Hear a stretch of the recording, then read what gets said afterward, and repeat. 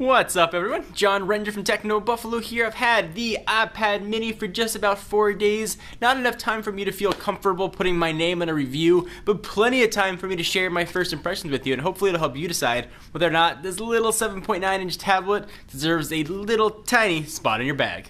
Let's get started.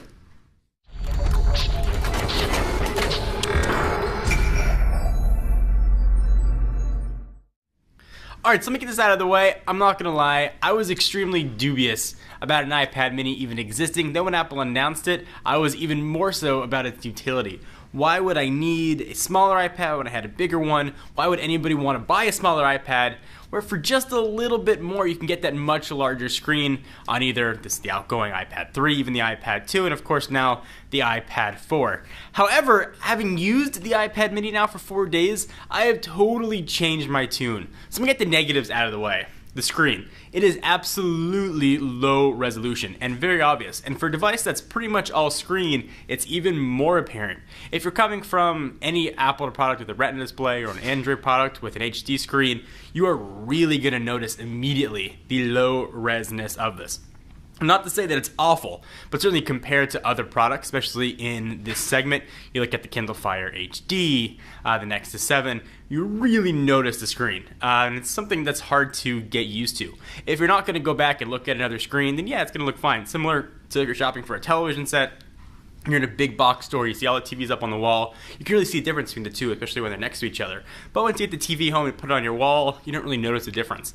So keep that in mind. So I have, for whatever weird reason, I'm having an irrational love with the iPad mini. It's the same irrational love that I have for the Galaxy Note 2, and I can't put my fingers on it.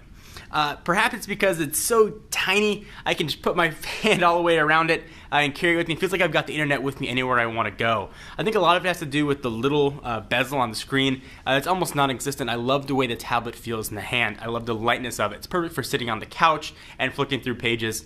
Now, rationally, I know that there's no difference really between the 7-inch and the regular size iPad. The weight difference isn't that big a deal, and certainly it's a little bit on the pricey side. But I still love this tablet, and I'm not sure why. The build quality is absolutely outstanding. I love the way it feels on the back when I hold it. The weight is absolutely awesome. It makes me want to read a book, which is something that I don't usually want to do on a tablet. I usually reserve that for an e-reader, a Nook, or a Kindle. Or something similar. But there is just something about this tablet. One of the great things that I like, it was a very pleasant surprise, is the typing experience. Because it's so small, it's almost like typing on a big cell phone when you hold it in portrait. You could easily type with 2 thumbs and faster than I could even on the full-size iPad. Same thing when you hold it in landscape. Since it's so small, you can easily have your thumbs go anywhere you want to go, and you could type blazingly fast. That was a very pleasant surprise. One issue that I've had with it, and another issue I guess, is trying to click small links. Because of the resolution, you gotta really do a zoom in and then click. So if you do a lot of links, I'm thinking for my example, I'm a nerd, yeah, it's like that's a surprise to you guys. I do a lot of fantasy sports. I'm doing a fantasy basketball and football team now, and I want to click on a player's name. I can't quite get there with my fat little finger. I gotta keep zooming in, something to keep in mind. Video looks great on it, even despite the resolution. And I really wish I could say why it is that I love this tablet so much. But I really do. If I was looking to get a new tablet right now, I'd be really hard pressed to not go and pick up an iPad mini with 4G in place of an iPad 4. I could deal with the lower resolution screen. If you're not in a rush, you may want to wait a generation, see what that's going to bring. Hopeful that we'll see a Retina display, but a little bit doubtful. Well, the only way Apple could get a Retina display on this would be to shrink the size of the current Retina display on the larger 9.7-inch iPad without having to fragment even more. Much like they took the resolution from the iPad 2 and put it on this, they have to do the same thing with the iPad 3 and the iPad 4 to put it on this size. So who knows if that's going to happen. The screen itself, and I know it's not plastic, but it feels a little plastic. When you tap around on it, it doesn't feel as high quality as the full-size iPad. But just for sitting on the couch, watching YouTube videos in bed, I'm loving this thing. I've got some traveling coming up, and the iPad's always been my travel companion. I'm bringing the iPad mini with me. I'm leaving the big guy at home. I'm finding myself using this more and more and more when I have easy access to a full-size iPad. So if you want to save a couple bucks and you want to get into the iPad world, this is going to be a great way to go. I've been testing some games on it. The performance has been really pretty solid. I'll cover that more in the full review. Of course, you get the full app selection that Apple offers. But overall, I've been really happy with this. And I was probably as dubious as anybody about the utility of a smaller iPad. Everything down to even the smart cover I really like. This thing is just very fun to use. It brought the enjoyment back to using a tablet. So I'm going to save all the rest of the impressions for a full review. I know a lot of sites go out there and bust out a full review after a day or 2 days. I'm not comfortable putting my name on a review that I haven't used for a while.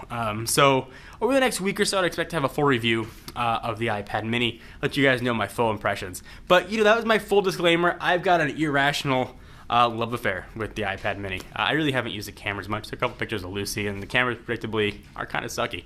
But for FaceTime, it's going to be fine.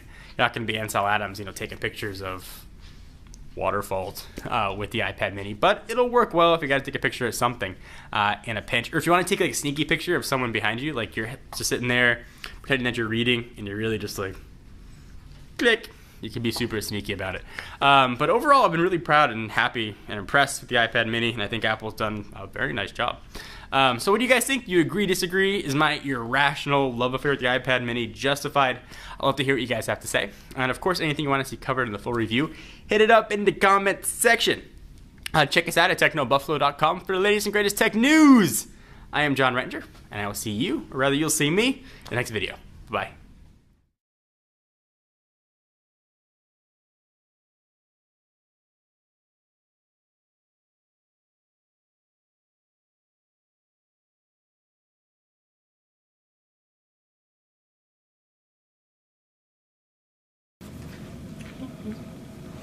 We're good.